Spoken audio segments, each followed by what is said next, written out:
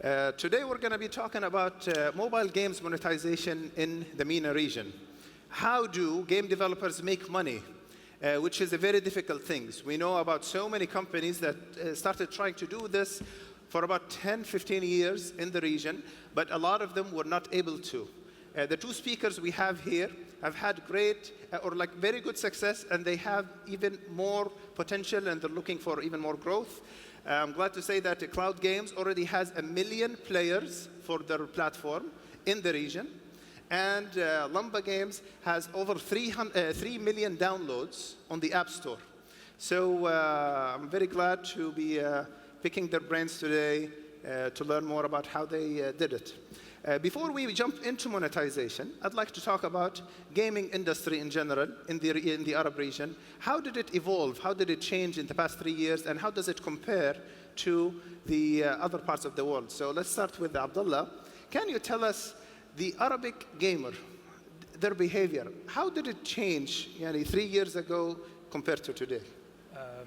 Well, I think just like Nader mentioned previously, there has been an evolution in the way that people interact with this form of content over the last 3 years. When we started in 2012, the eminent theme was there is not enough users in the region, and those that are actually playing games don't pay.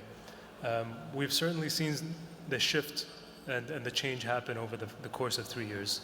One in the fact that there has been a growth in actual mobile game users, both in terms of the individuals that actually led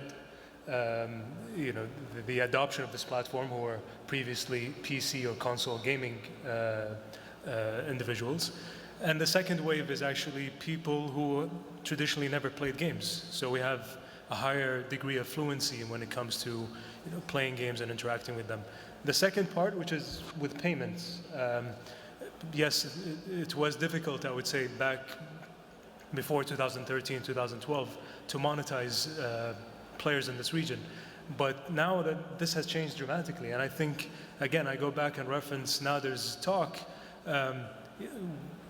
perhaps 2 years ago, you wouldn't see 47 or 48% of people actually publicizing or saying they have a willingness to pay for digital content.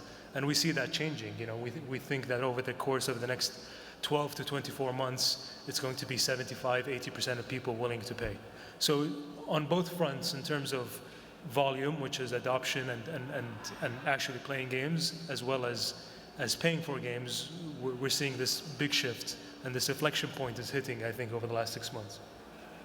Okay, great. So more people are playing games, more people are paying for them. Let's do a quick poll with the audience. How many people have downloaded games on their mobile apps? Come on, it's got to be more than this. Okay, yes, great. How many people have paid for games on their mobile apps? Okay, very small percentage, as we see in the Arab world, which we see as increasing. So this brings us a good question about comparing the Arab players with the international players. Erik, in your experience before Cloud Games and Spell Games in the Netherlands, which had over 170 members, how would you compare 170 million members, yes, or gamers? How would you compare the Arab gamers to the European gamers? I think in terms of behavior, Arab gamers, I think we just saw it also. They're more attached to the brand, and they trust a little bit less in terms of payments. I think a lot of stuff has changed in the last couple of years in terms of expectations and trust.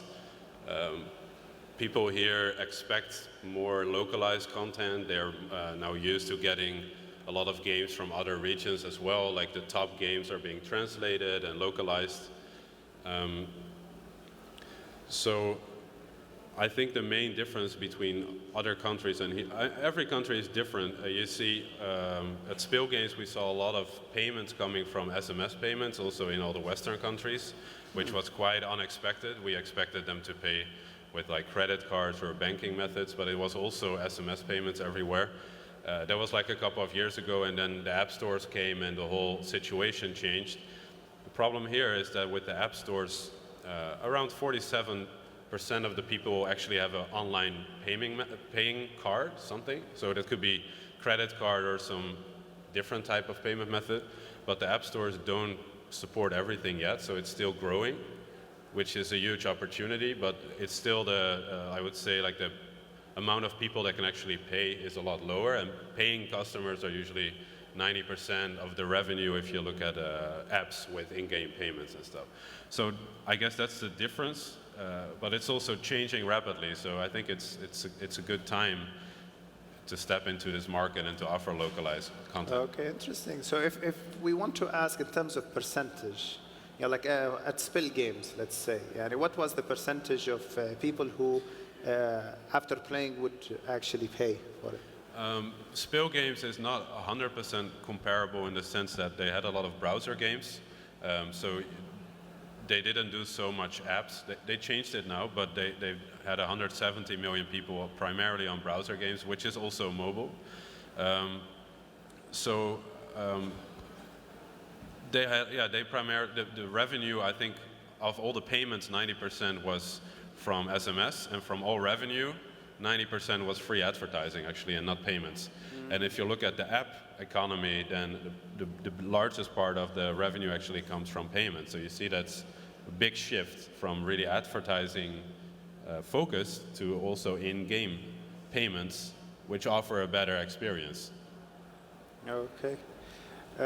Let's also talk about the type of gamers that has changed. And I know worldwide, before the mobile apps games, most gamers used to be young men. With the advent of mobile technologies and iPads, we started seeing a lot of female gamers, hardcore gamers who would play and pay. Do you see the same trends in the Arab world, Abdullah? Definitely, yeah, we see this. In fact, I think it's a major opportunity that perhaps a lot of local developers as well as international developers are overlooking. The female demographic is highly engaged. They demand high-quality games.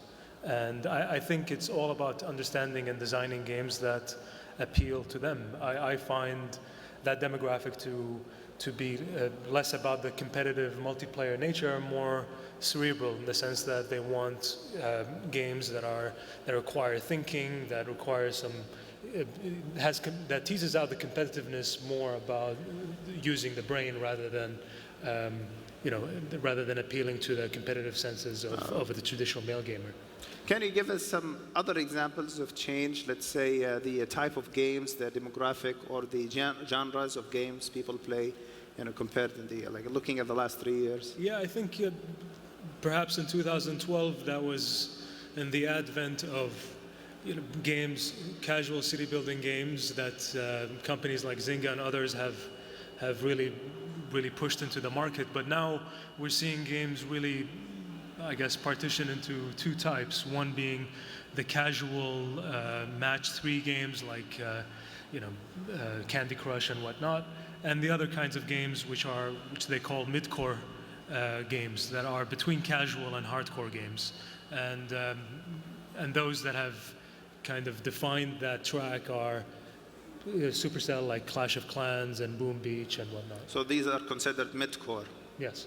Okay, so quick question. How many people have played the Clash of Clans? The #1 game in mid-core? Okay, like few people. So it is a war game. Lumba's major game is also a mid-core war game, and in Arabic it's called Feza, Tribal Wars. Can you tell us more about it? And I know you started very small, and then at one point everybody was talking about the game, at least in Saudi, and a lot of the young people I've met. What was the major milestone that you crossed or you did that got you into this exponential growth? I think when we first developed our first game in 2012, which was a city building game called Desert Tycoon, Sultan al-Sahara, it was a casual game, and it actually allowed us to understand a lot about the consumers and players in this market. And what we I guess concluded from that game is that the most engaged players that we should focus on right now, given where we are in the evolutionary process of games in this region, is male between 14 to 26, who enjoy more of the mid-core kind of game. So with that sort of design and genre in mind, we thought, okay, what can appeal to that audience? And I would say our primary source of inspiration when we were doing our research was a very popular show that was produced in Abu Dhabi called Sha'ar al-Milyon, the Millionaire Poet.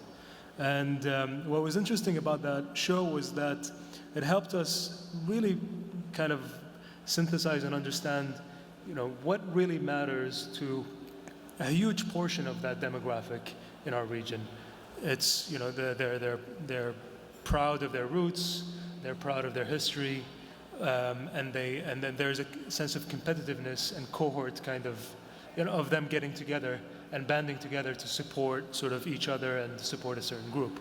So with that in mind and having that show in mind, we went about designing a game that really plays off of game mechanics that are competitive, that appeal to that cohort of users that we want to go after, but at the same time design a theme, a story, characters, and even copy. The writing, the words that we use in Arabic in the game are highly localized with colloquial kind of Arabic used. That together helped sort of create this nice chemistry when we came to launch the game, because users first registered what the name of the game was Feza. They understand it, they understood what it means quickly. And secondly, they saw the visuals and the sort of the production quality of the game is almost at par with the games that they play that are developed by studios in Northern Europe and the US. So, that combination of highly localized plus high production quality, I would say helped create, a great result. Okay, so you're saying that mainly the Arabic content of the game, the spirit, and at the same time the high quality production, this is what really got the game to be noticed and exponentially grow. We see the same in terms of user feedback, that if it's highly localized, not only in terms of language, but also in terms of cultural elements in the game, then people are way more likely to come back and you get positive feedback. And it's also what we advise to most game developers, like indie developers, like try to really get a grasp of the culture, or to find people, if you're not from here, try to find people who are from, the MENA region and try to make it specific. Very interesting. And this is actually, and I wanted to ask you, how did you get to 1 million members in your cloud games platform? We primarily did a lot of user acquisition and made sure the website was fully localized, the games were localized, and tried to get the users to be sticky. We saw an underserved market in terms of casual gaming, especially browser gaming and mobile browser gaming. Our competition usually only has English games. They don't work on mobile phones, so there was a big opportunity, and we kind of stepped in and tried to build a really good portal, like we've done before at Spill Games with 170 million users, and now we want to do it here. So that's the background, I guess. Okay, so mainly by filling a gap, there was a gap in the market, not a site, and then you created this very easy to use casual gaming. No installation is required, you can play directly. Very impressive.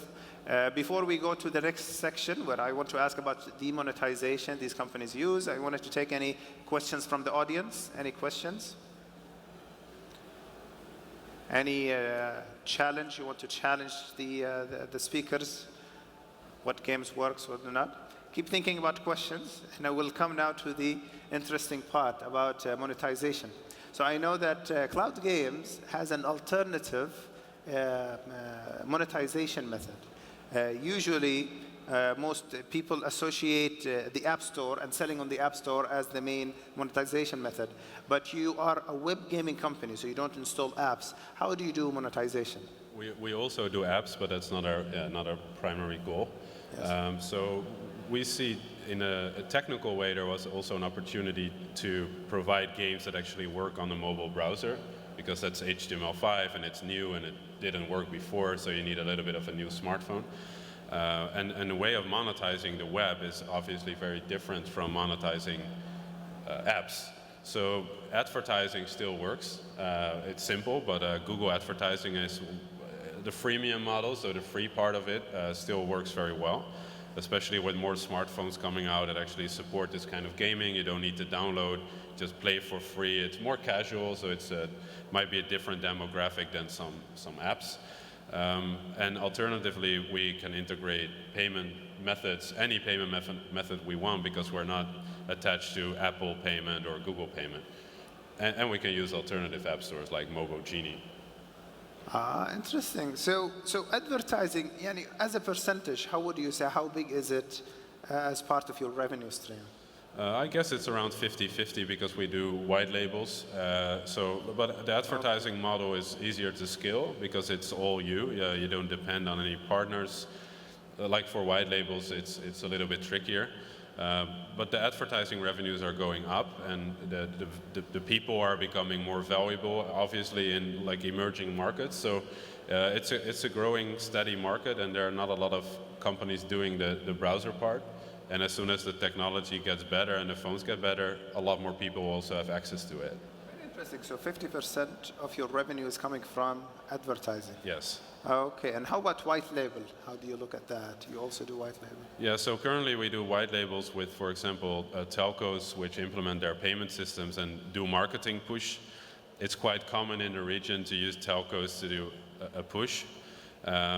So it has some challenges in terms of, for example, getting paid or knowing exactly how big the push is going to be from the telco. It requires a lot of time and talking. So we see it more as an additional business and not our primary business, because we want to be able to scale ourselves, and then you have to be direct with your users and have your own user base. And my understanding, this is a new thing that you got into recently, so it's not a big part yet of the... It's not so new, but a lot of people trust their telcos, and they get messages from their telcos, and they're attached to their brand. So if we do a white labeled portal, we kind of avoid the risk of people not trusting the brand or not knowing what they're doing in terms of doing actual monthly payments. Okay, and how about the other 50%? What payment methods are the Arab gamers most comfortable with that they use on your website? I guess he can answer that question a little bit better. We tried a lot of things, and it really depends also if it's an iOS user or an Android user. We really have a hard time getting actual payments from any Android users unless we use alternative payment methods that incorporate SMS payments. Like Fortumo is a European company, but they integrate all telcos in this region. The revenue shares aren't so good, but you see a lot of people paying if they can pay. So, but like he said, it's changing quite rapidly right now, which is a really good thing for the market. Okay. But I think you'll have more data because you have like one big app. Yeah. No, certainly. I mean, it depends on the platform. So for us with iOS, we actually see a significant number, I would say, of users using iTunes cards to pay for our games. Okay, so your games currently are only on iTunes or also on Android as well? On Android, yeah. So okay, the first both game, systems. yeah. Nice. The first game was on both platforms. The second game, and the model you're using is freemium, so where you can download the game for free and start playing, and then you can do in-app purchases. Yes. Okay, so so tell us more about this monetization method. So, like I said, over the 3 years, we've seen people just have a higher degree of fluency when it comes to paying, and that translates to higher willingness to pay. Now, with iOS, and I could speak to that better at least because with our new game, Feza, it's on iOS only currently. A significant portion, I would say, around 50% of our users are actually paying through iTunes cards. They could get their iTunes cards from bookstores, from whatever outlets are available. 50% in versus the region. Credit card, you mean? Versus credit card, yes. How do you know this? We basically have a way of figuring out where the billing is coming from. Because Apple does not give you this information. It doesn't, no, it doesn't. This is interesting. Yeah. And what percentage of your customers would you say are end up paying for the game? And usually worldwide, I know it goes from 0.5% to 5%. Yes.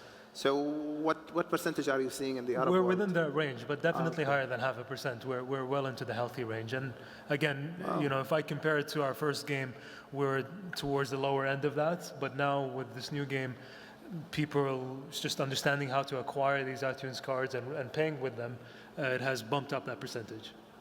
Wow. We actually did some tests with an app where we had in-game payments with only SMS that were really easy. They're not allowed in Google Play, but we did it with Mobo Genie, which is an alternative Chinese app store. And we were actually able to get 4 to 6% conversion in both Iraq and Egypt. So, Wow. so I guess like the method of payment and the ease of payment is pretty big, and there is a bigger opportunity still. Very interesting. Any questions from the audience about the monetization methods, iTunes? Let me give a few numbers. This is a question to the audience, and then we'll take you. Some of the biggest studios that release games on the mobile app are Supercell. It's a Finnish company. Yes. Finnish company. They have 3 games only on App Store. Can anybody guess what is their daily revenue from selling mobile games? Anybody in the audience who knows this? Abdullah? 5 million? Very close. That is true. They actually, the revenue from online sales of their game is around, it's between 1 and 5 million. It's privately held. It's not public. So you have a lot of estimates. But it is this much. They get in their bank account $5 million per day going into them. I think in 2014, their annual revenues was $1.7 billion. And they are number 7, I think, in the top game makers. The number 1 gaming company in the world, can anybody guess? It used to be Sony. It's not anymore. Microsoft is very up there. It's not. It's not Nintendo anymore. Rovio, no, not anymore. They actually they came down in a big way. It was a Chinese company called Tencent. So Tencent, they have so many mobile applications and internet applications. They have WeChat, which is the WhatsApp alternative in China. They made $7 billion in game sales online, which is a huge number. So I think, now this is the question. So we know the business is there. Gaming worldwide, mobile gaming alone is about $30 billion worldwide.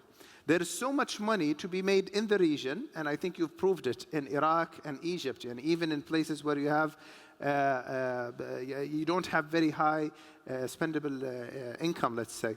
So now this is the question, this is the third part in the conversation I want to get into. Why don't we have enough game developers in the Arab world?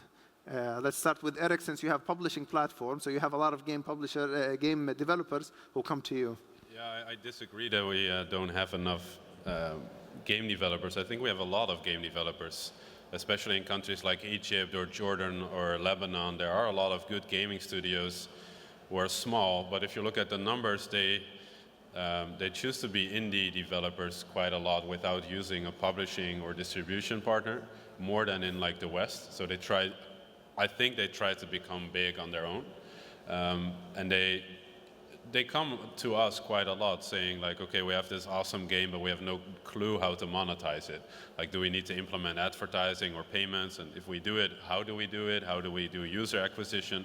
So it might actually be beneficial for the developers to find publishers to bring their game out there. If you look at the charts, most of the top lists in the app stores are actually the same companies, the big companies. And it's really difficult to get to the top without a large marketing budget, because they can just kind of overbid you. So it's beneficial for them to probably search for a partner, look for a partner that can actually help them become bigger. Otherwise, it's a bigger risk and gamble, I would say. Very interesting. So you're saying that there are many independent game developers in the Arab world who are passionate about games. They understand how to create, or they like games, they want to create enjoyable games like the ones they play, but they don't have the business experience on how to monetize, how to complete the circle. Yeah, and they make good games also because they know the MENA region. I mean, those people are Arabic, they are Egyptian or whatever, and they really know, the culture. So and they know how to build the software. They just need to know how to bring it out there. Very nice. Abdullah, what do you say about Arab developers, Arab game developers? I agree. I mean, we have a great amount of talent in the region when it comes to game development. More of them tend to steer towards the indie gaming side. But going back to your question as to what happened, I think it's also good to have context in terms of how the transition between platforms has changed over the last 4 years, right? Game developers in the region, those that were early into game development, focused on PC as a platform and browser games. And then there was this very short period where Facebook became huge and people started developing for Facebook, but that crashed very quickly. And I think a lot of developers got burnt in the process. But mobile now is proving itself to be a much more sustainable and growing platform to develop on. So we're seeing a lot of that talent, retooling and coming after this opportunity as well. But to the point that was done about advertising, I completely agree. I think half of the battle when it comes to developing any game is marketing and user acquisition. And unless you have access to capital that could help you fund your user acquisition campaigns and really have a good team, and by team I mean 1 or 2 people that could focus on marketing and user acquisition, that could make or break the success of your game or your studio. And now it has become just much easier to go after and really developing or rather effectively advertising and acquiring users, that there's no kind of excuse for you not to be analytical, be very focused about user acquisition.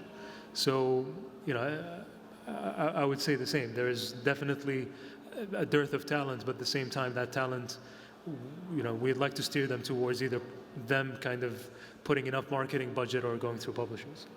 Okay, that's very nice. And I want to pick up on the point of Facebook. You said that Facebook used to be a very good platform for games. We remember Peak Games, a Turkish company. They became number 4 worldwide, the 4th largest Facebook games company in the world. So what happened with Facebook as a platform for games? I think Facebook themselves realized that.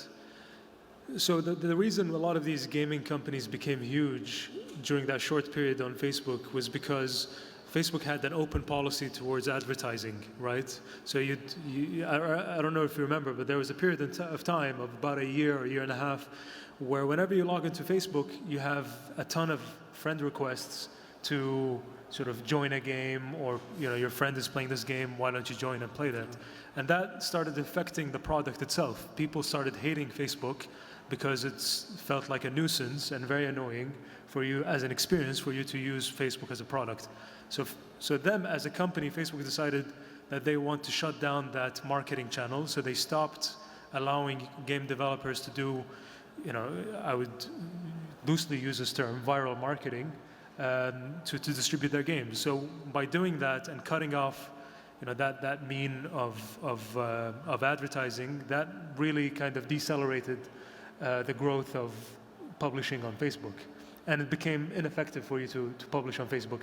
And that was before Facebook allowed paid advertising. So that's why it was very short, hot moment where Facebook was a very effective platform to develop the games on, but then that quickly stopped. Very nice. Erik, tell us, if a game publisher comes to you to publish their game. The developer. Or a developer, yes. You're the game publisher. 2 things, how does it work? So what are the terms? What kind of revenue share they do with you? And number 2, then, what kind of marketing methods they can use within your platform in order to get this exponential growth in players? Yeah, so the revenue share entirely depends on if they want to do the marketing or pay for marketing, or if we're going to spend the money. So we have a team of people who are experts at user acquisition and data modeling and comparing everything. For example, one thing I wanted to say before is that the girls gaming, or females, I think that the presentation before also pointed out, it's huge. If you look at the top 10 most Googled phrases in Arabic that are related to gaming, then you have girls games, dress-up games, beauty games, puzzle games. They're all top 5 or top 10. So we we talk to the game developers, see what their potential is, see if they're a bit business oriented or if we really need to redo the entire monetization. And we basically help them with the user acquisition and the marketing and the localization, with just taking a smaller cut, because it's we just want to help them out and do a lot of the apps to become big. And what kind of marketing can they do, from the successful examples within your platform?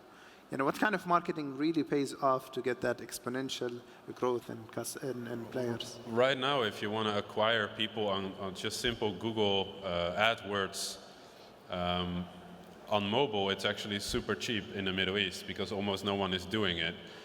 Also, additionally, the Facebook campaigns are doing really well. It's low cost. A lot of people actually install the app. You can pay per install. So actually, just the simple Google and Facebook methods work really, really well. Okay. How about in-game dynamics? Can people in your games, in your platform, invite their friends? How does it work?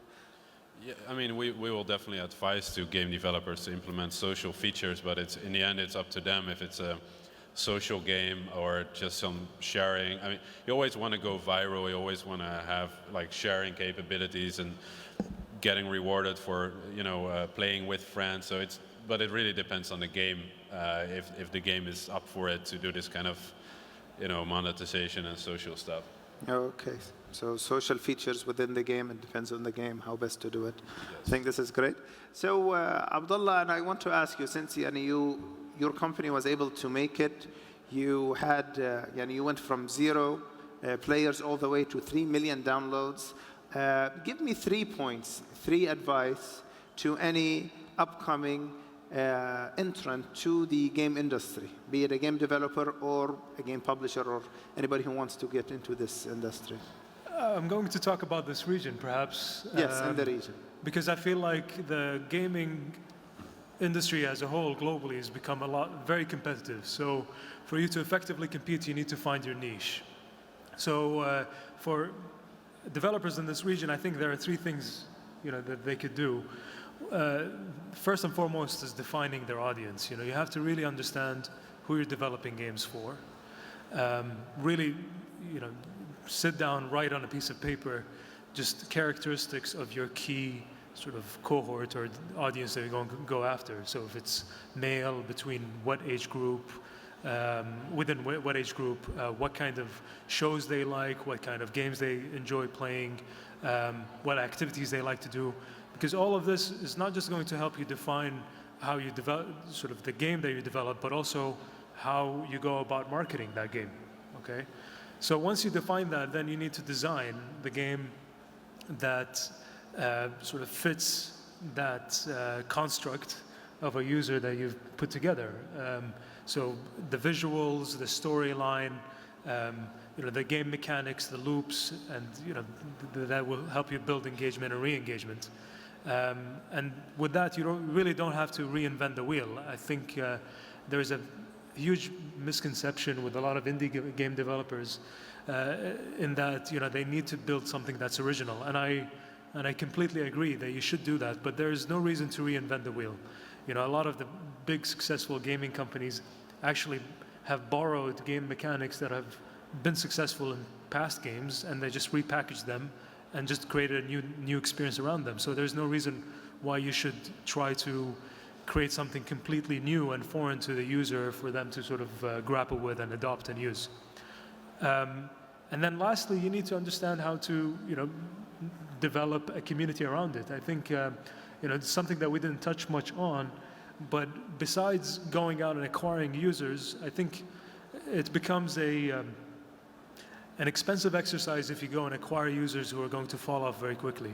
So understanding the importance of building communities around games that actually are built off of communities is important. So for us, we put a lot of effort in making sure that there is a thriving community around our social media channels that we use or the forums that we have around the game, and also real-life physical meetups. We have some people who are playing our game who are meeting each other for the first time, across the region, from Saudi, from Kuwait, from the UAE, and we help facilitate them meeting with each other and try to create events around that. Because at the end, those will be your brand ambassadors. Those are the ones that are going to go and help you with word-of-mouth marketing. But also, most importantly, those are the ones who are going to stay, remain, and engaged in the game, month after month. Okay, so very nice. So the three things: know your audience, who is your target audience. Number two, study successful games so that you can borrow successful mechanics from it. And number three, build a community around it. And it's much easier said than done. No, so, and especially number one, I'd like to go into detail but later on, but I want to take the three advice points from Erik. How can somebody create a successful game here for the Arab region? I'm not sure how much I have to add. I mean, the audience is super important. You have to know who you're pushing it to. I think one thing you have to do is look at your game as a business and not just a game. If you want to be the Angry Birds, that just a game that becomes, super huge, that only happens once every few years or maybe a couple of times, but you have to look at it as a business with monetization and marketing, the users and the community. I guess I don't have much to add to that. Okay, and use a publisher. I guess that was the... Yeah, so I would say don't publish it yourself if you don't have the actual team that's capable of doing the publishing, or if you don't have the funds to do it, or not the expertise to set up campaigns or to track user behavior, those kind of simple things. Because you want to not just have the game, you want to learn from your users statistically, but also in terms of feedback, so you have to make sure the whole framework and environment is set up. I would just add that I would encourage publishers to actually just do user acquisition themselves, not publishers, but other self-developers, indie developers. Because only by doing it yourself will you understand sort of if a deal that you're doing with a publisher is good or not, right? You have to understand the cost of acquiring a user, the cost of maintaining them, and like their lifetime value and how to calculate that, and how to go out and re-engage them and get them back to play the game. So, completely outsourcing that. And I go back to my point earlier, which is there are so many tools right now that are free and available that you could use to help facilitate that. So what previously used to require a team of 5 to 10 people to do marketing and user acquisition, you could do it yourself. I mean, I currently do a lot of the UA and marketing by myself. I don't have a team around it. Is it scalable? Is it sort of sustainable? Perhaps not, but I managed to do it for the last 10 months for the new game. Okay. Can you give us examples of these tools? Yeah, so besides just knowing and defining the channels, so we use Twitter, Facebook, YouTube, AdWords, ad networks. On the back end, we use tools that will help us help me analyze the traffic that I'm acquiring. So I know for every dollar that I'm spending, how much I'm getting in return for the user that I've acquired that dollar for. So tools that we have used are, Flightly, which is like a marketing and optimization kind of tool for Twitter marketing, helps optimize bids and helps you manage your campaigns. On the back end, we use for lifetime value and engagement and all sorts of analytics that we run on the back end, we use a tool called Adjust. They're actually, I don't know if they're based, I think they're a Dutch company, and they've been fantastic. And then for day-to-day analytics and engagement with the game itself, we use a free tool called Game Analytics, which is also another Dutch company. Okay, great list of tools. I think we have time for a few questions. So before I ask my question, and I wanted to check, does anybody in the audience have a question for our game developers? Any investors, any potential game developers they want to ask for advice? Okay. To tell you a bit about Lumba's game, Tribal Wars, or Tribal Rivalries. Yes. Feza, yes. It really made a big echo within young men in Saudi. And even a lot of men started going around and creating a mirror of their own tribes online. And I know Dawasir tribe is very big in the game, Al-Utaybi, I think also. And then you have Muluk al-Arab. And so it's very exciting. How did you And you said one of the important things is how to build a community. So this is how I see building community. And how did you build this community? And can you talk about specific points that you did, like maybe created a forum, stuff like that? And then I would like to ask Erik the same thing, and how to go about building communities for the game players so that you will have more players in your game. Actually, going into, when we released the game, we actually expected more of what you just said. But in reality, it's quite the contrary. I mean, we find people playing the game, and by no means does the game sort of promote, tribalism in that sense, because that's not the point of the game. But what the game has done is actually created these online tribes. They're not real life tribes. They're actually, we have players, young players, who are getting to know each other for the first time through this game, because they could chat real time in the game and band together and create teams in the game, and they're not necessarily from the same sort of social circles or the same countries. So we have the top tribes or teams in our game are composed of people from all over the region, some from Saudi, Kuwait, Bahrain, Qatar, Oman, Emirat, and they band together, they create these strong bonds and friendships, and that for us is what surprised us. So our number one team is not actually based on a real life tribe. Actually, our top 10 teams are not based on real life tribes. Okay. They're just pan-regional kind of teams. And for us, that's an interesting, I don't know, I mean, if we had the time, we'd do some sort of a social kind of study about that. But we think it's definitely promoting some sense of openness and education, I guess, across boundaries and borders that certainly weren't there. Okay, Erik, I would like to ask you about yes, social. For us, it's a little bit different since we're more a platform with a lot of games.